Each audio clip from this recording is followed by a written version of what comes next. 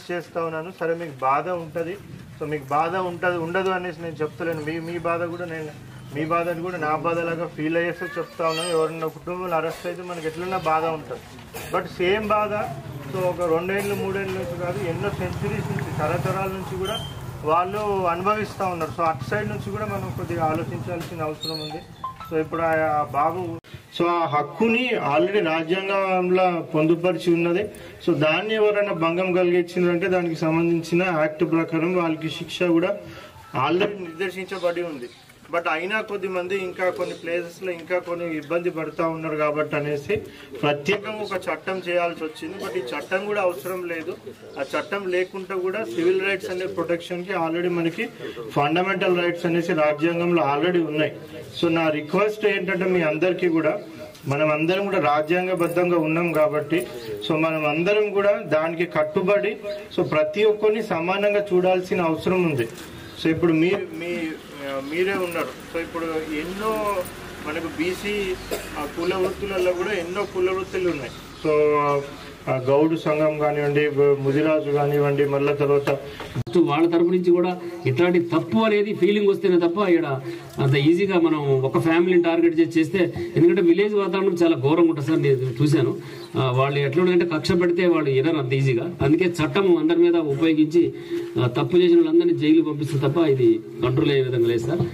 మేము మాత్రం పోలీస్ తరఫున దీన్ని చాలా సీరియస్ తీసుకొని డెఫినెట్ గా స్టెర్న్ యాక్షన్ తీసుకుంటాం సార్. ఈ కేసు కూడా వదిలిపెట్టకుండా తొందరగా ఛార్జ్షీట్ వేసి మళ్ళీ ఇట్లాంటి కాకుండా చేయాలనేది మేము ఇప్పటిదాకా మేము మాట్లాడుకున్నాం సార్. మా ఎస్ఐకి కానీ మా సిఐకి డిఎస్పీ గారికి కూడా దీని మీద క్లియర్గా ఇన్స్ట్రక్షన్స్ చేయడం జరిగింది సార్.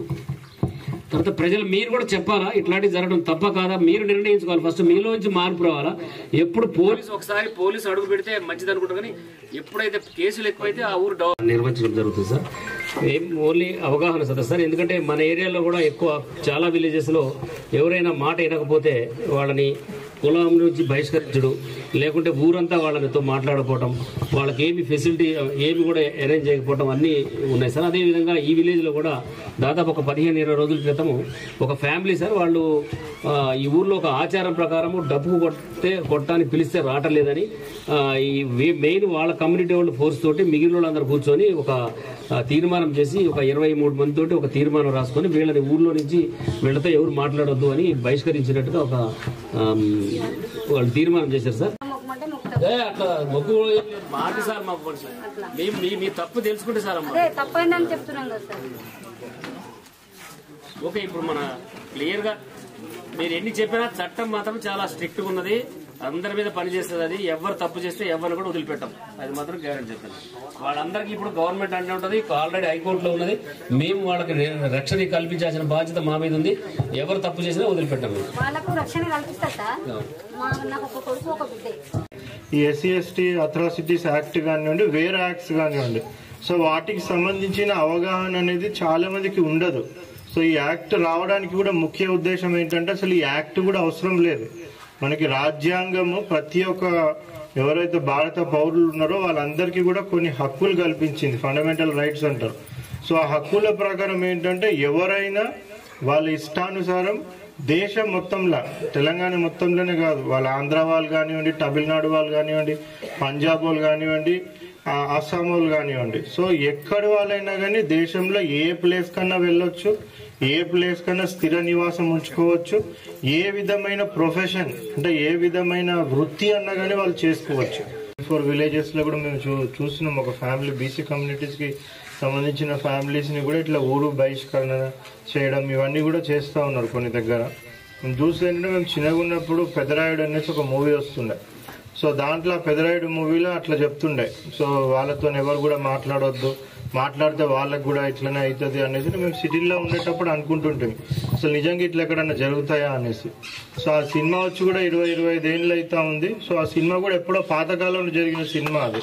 సో అది ఇంకా కూడా ఇక్కడ మన ఊర్లో జరుగుతుందని చూడడం అంటే చాలా దురదృష్టకరమైన సంఘటన ఇది. సో ఇదేదో మీ అందరినీ భయపెట్టాలనేసో, సో ఎవరినైనా భయభ్రాంతులకు గురి చేయాలనేసో ఈ అవగాహన సదస్సు మేము పెట్టలేదు. సో ఇది మీ ఊర్లో పెట్టడం యొక్క మెయిన్ ఉద్దేశం ఏంటంటే ఒక ఇన్సిడెంట్ ఇక్కడ జరిగింది. సో ఇటువంటి టైప్ ఆఫ్ ఇన్సిడెంట్ మళ్ళీ మన జిల్లాలో ఎక్కడ కూడా జరగొద్దు అనేసి. ఎవ్రీ డే ఒకసారి వచ్చి విజిట్ చేసి ఆ విధంగా మేము అరేంజ్ చేస్తాం సార్ అంతా. తర్వాత సేమ్ అన్ని డిపార్ట్మెంట్లు కూడా అట్లనే మన విఆర్ఓ కూడా ఏదంటే ఇమీడియట్గా మా దృష్టికి తీసుకొచ్చేట్టుగా, ఎందుకంటే చాలా మంది చెప్పరు సార్, వీళ్ళు ఏదైనా అయినా కూడా చెప్పరు. వాళ్ళు ఒకటే ఫ్యామిలీ, ఇప్పటి నుంచి అట్లా వాళ్ళని సపరేట్ చేసి వాళ్ళని హెరాస్మెంట్ అనేది లేకుండా చేయాలనే ఉద్దేశంతో ఈరోజు మీటింగ్ పెట్టడం జరిగింది.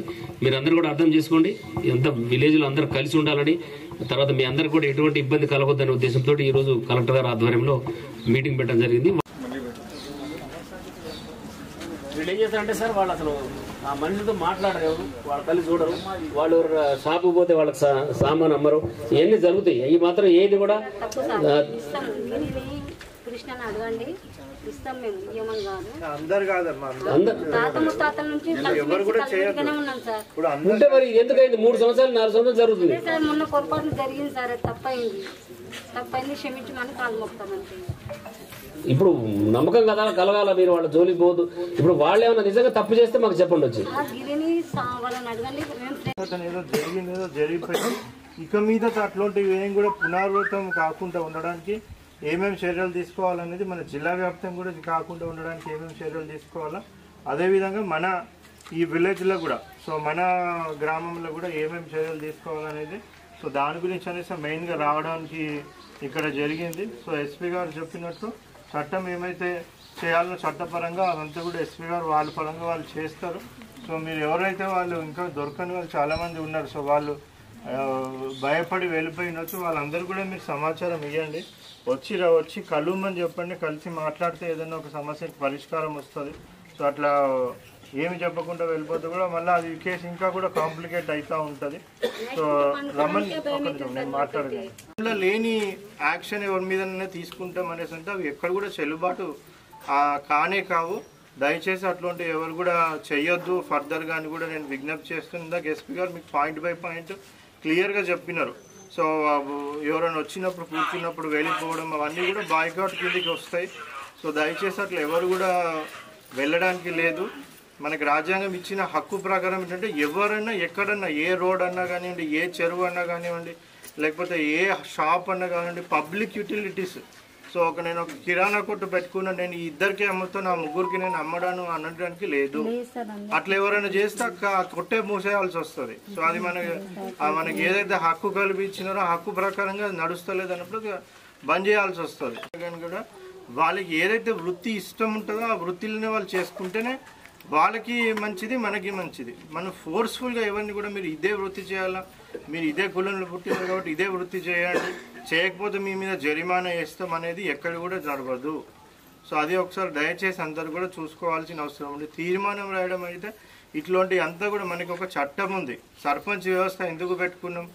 సో అది ఒక చట్టం ఉంది, ఒక రోడ్ వేయాలన్నా కానీ ఏమన్నా వేయాలా కానీ గ్రామ సభ తీర్మానం పెట్టుకొని ఈ ఊరు నుంచి ఇక్కడ వరకు రోడ్డు, ఇక్కడ నుంచి ఇక్కడ వరకు డ్రైన్, ఒక వ్యవస్థ మనకు ఒక ఆధారం ఉండాలనేసి ఒక సర్పంచ్ వ్యవస్థ ఇవన్నీ కూడా పెట్టుకున్నాం. దాదాపు ఒక 15 మందిని ఇప్పుడు అరెస్ట్ చేసినాం సార్. 19 మంది ఇంకా 15 మంది 15 మంది ఇంకా వాళ్ళు అబ్స్కాండింగ్ ఉన్నారు సార్. వాళ్ళని కూడా తొందరలో పట్టుకుంటారు సార్. ఈ లోపల వీళ్ళు హైకోర్టు కూడా అప్రోచ్ కావడం జరిగింది సార్. ఇట్లా కుల బహిష్కరణ, సాంఘిక బహిష్కరణ జరిగింది అంటే కోర్టులో కూడా మేము కూడా అటెండ్ అయినాం సార్. తర్వాత వాళ్ళు అక్కడి నుంచి ఆదేశం ఇవ్వడం జరిగింది సార్. అయితే ఇప్పుడు దాకా నేను వీళ్ళందరికీ చెప్పాను సార్, ఏ క్యాస్ట్ వాళ్ళైనా సరే, ఎవరినైనా సరే బహిష్కరణ చేస్తే మాత్రం అది పీసీఆర్ యాక్ట్ ప్రకారము కేసు అవుతుంది. తర్వాత ఎస్సీ ఎస్టీలు అయితే డెఫినెట్గా ఎస్సీ ఎస్టీ కేసు కూడా అవుతుంది. తర్వాత వీళ్ళకి మెయిన్ సార్ అంటే వాళ్ళతో కూడా నేను పర్సనల్గా ఇందాక పోలీస్ స్టేషన్ కూడా పిలిపించుకొని మాట్లాడాను. తర్వాత వాళ్ళ ఇంటి దగ్గర కూడా పోయి మాట్లాడాను సార్. నేను వాళ్ళ చెప్పేది ఏంటంటే దాదాపు ఇది ఒక 4-5 years నుంచి ఇది నడుస్తుంది సార్. ఇది మొత్తం వాళ్ళని టార్గెట్ చేసి సేమ్ వాళ్ళు చెప్పేదాన్ని బట్టి ఆ ఉప సర్పంచ్తో వాళ్ళకి పడకపోవడం వల్ల వాళ్ళకి పర్మిషన్ ఇవ్వకుండా ఇల్లు కట్టడానికి ఒక 2 years వాళ్ళని సతాయించారు సార్. తర్వాత ఇల్లు కానివ్వండి. సో ఇప్పుడు టీ షాప్లో నేను ఈ గ్లాస్ అయితే నువ్వు తాగు, నువ్వైతే ఈ గ్లాస్ తాగు, అట్లాంటివి కూడా మీరు చేసినారని కాదు. ఇంతకుముందు వేరే సంఘటనల్లో వేరే రాష్ట్రాలలో కూడా అట్లా జరిగినాయి కాబట్టి మన దగ్గర జరగొద్దని ముందు జాగ్రత్తగా చెప్తా ఉన్నాను నేను. సో అటువంటి ఏవి కూడా పబ్లిక్ అందరికీ కూడా సమానంగా మనం ఒక వ్యాపారం చేస్తున్నామంటే ఒక చీరల వ్యాపారమో ఏదో ఒకటి చేస్తున్నాం, అందరు కలిసి కొంటేనే మన వ్యాపారం అనేది సక్సెస్ అవుతుంది. సో ఇప్పుడు మనం వరి పండిస్తూ ఉన్నాం, ఆ వరి కంపల్సరీ మేము ఈ క్యాస్ట్ వాళ్ళకే అమ్ముతాం, వేరే వాళ్ళకి అమ్మాలంటే నడవదు. సో మనం అంతా పోయి ప్యాడీ పర్చేస్ సెంటర్లో ప్రభుత్వానికి అమ్ముతా ఉన్నాం. ప్రభుత్వం అక్కడ నుంచి అంతా బీదోళ్ళకి వీళ్ళకి అందరికీ పంచుతుంది. సో అది వీళ్ళకే పంచాలా, వేరే వాళ్ళకి పంచొద్దు అంటే కాదు, అందరికీ నుంచి మనకి కూడా రిటర్న్గా డబ్బులు అనేటివి మనకి మన